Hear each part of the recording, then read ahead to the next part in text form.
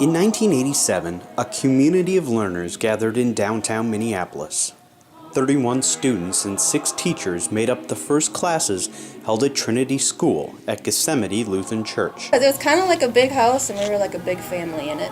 We were sandwiched between the church itself and a homeless shelter that was right next door that housed women and children. There were things we had to be careful of, and it was kind of touchy being at Gethsemane sometimes, just the neighborhood. We'd open up the windows just to get some fresh air, and we'd also, while we were discussing, have these really in-depth conversations, would also hear young men outside the window calling up to their sweethearts to the homeless shelter next door, because they weren't allowed inside, but they could yell and get their attention that way. So we just had 2 very different things going on, one inside our building and one outside. Despite the conditions, the students and teachers thrived, taking advantage of the location. We're just a couple blocks away from Orchestra Hall, and they had coffee concerts that they started around that same time.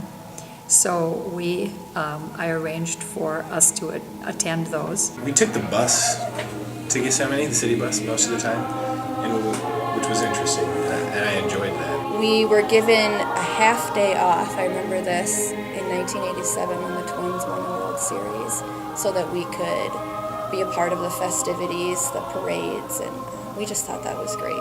So at Gethsemane, one of the things I remember clearly was Kristen Krause, at the time Krause, taking the turtle, Myrtle the turtle, for walks and taking the responsibility of feeding the turtle and then taking on the snake that was crawling up the stairs. In 1991, Trinity had its first graduating class, and at the time it was up to 93 students. The next fall, the school would move to River Ridge in Bloomington, Minnesota. I think moving from Gethsemane to River Ridge was pretty exciting. River Ridge served as the home to the community of learners for 17 years, producing hundreds of new graduates and even more memories. I think the space gave us a sense of credibility. I remember going down to the bass ponds. I went in 7th and 8th grade, and we'd always, our antics down at the bass ponds, it was always, who could go swimming in the pond. I remember when one day we were playing with static electricity and we all made a chain. The worst shock ever. It was so funny. I think there was one semester where like 3/4 of my classes, none of the rooms had windows. But I remember going into the circle like the first day of school, and this would have been like 91, 92, and there were wires hanging out and pipes everywhere. It was not a safe place. We were in the auditorium, we called it the circle at that point, for about an hour and a half before the fire marshal told us that we couldn't go out there ever again until we had done some things to it. I just remember the tiny desks, and it was just, it was horrible and awesome in the same breath. The first thing that comes to mind, the long hallway. One hallway and all these tiny little classrooms branching off from it. I remember the long hallway, trying to get to class and walking down the long hallway. I love the long hallway just because you could see everybody. You'd have to negotiate the traffic flow. We're still in a pretty contained small area, but that was like really contained. That school, with one long hallway, started attracting attention, receiving the Blue Ribbon Award for Excellence in 1996, a testament to the effort of those who built the school from the ground up. But we always thought that if you had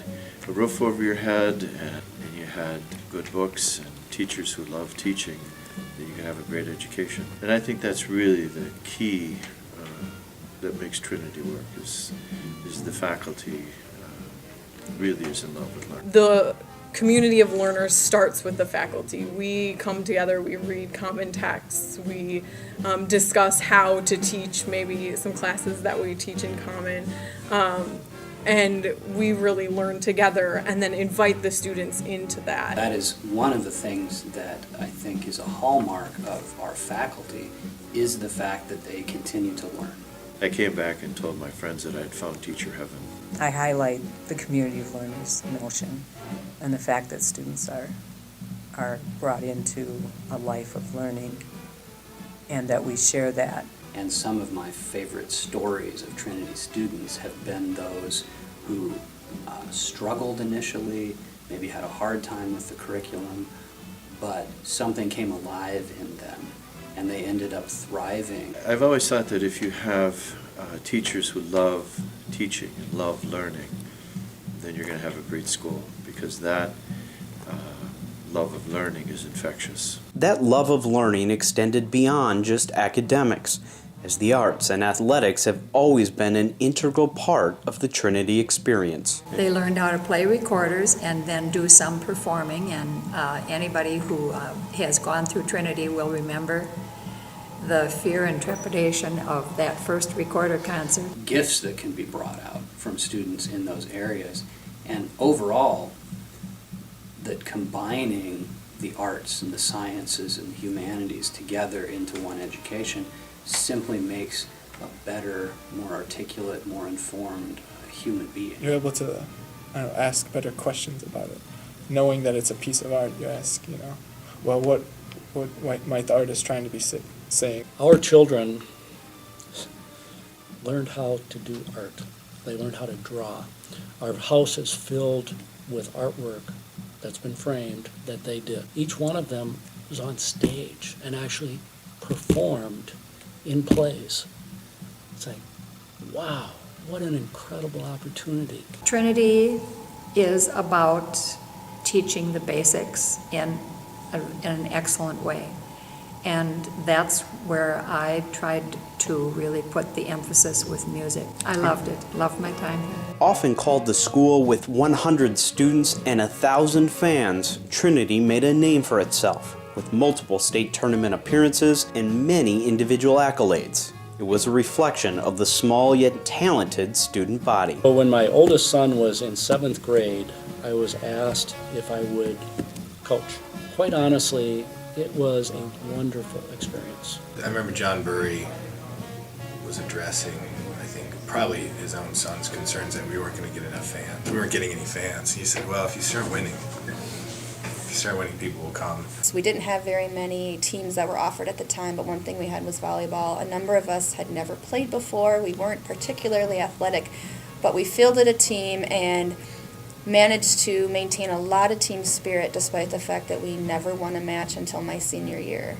And that was just the greatest victory ever to experience. Finally winning, but also we had the experience of putting in a lot of hard work, putting in a lot of time, and just for the sheer enjoyment of it and team building. And when we started winning, it was really fun. So I think we had, between soccer and basketball, I think we lost one conference game. In 2008, Trinity moved into its current building in Eagan, bringing the school's mission to a gorgeous space and an official home. It made everything feel a little more official. This is a building that I can be proud to call my school. Everything was so new. You go to a class and you just be looking around with that. It's a beautiful building with great labs and room to do all the sorts of work you need to. Especially in like physics and science departments. We just have so much more like flexibility. And 2 stories. 2 stories was nice. Yeah. One of the first things I saw was the gym, and I was shocked. I was like, oh my gosh, we can have people here. We can, there's our symbol on the floor. This school is a great asset. And things like having a home gym, like a place where you can show up for home games, that can't be underestimated either. I think some things essential to what we started with as a very small school are still here. But I hear the same kinds of conversations. We like to discuss ideas, and we're not afraid of disagreement, and we're certainly not afraid of being passionate about discussing what we think about the world. And it doesn't work well on a billboard, but I think that's what makes us great.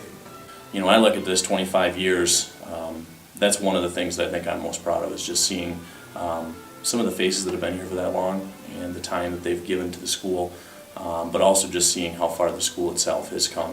So I think Trinity has only begun to have the impact that it will have on the educational landscape, not only in the Twin Cities, but nationwide.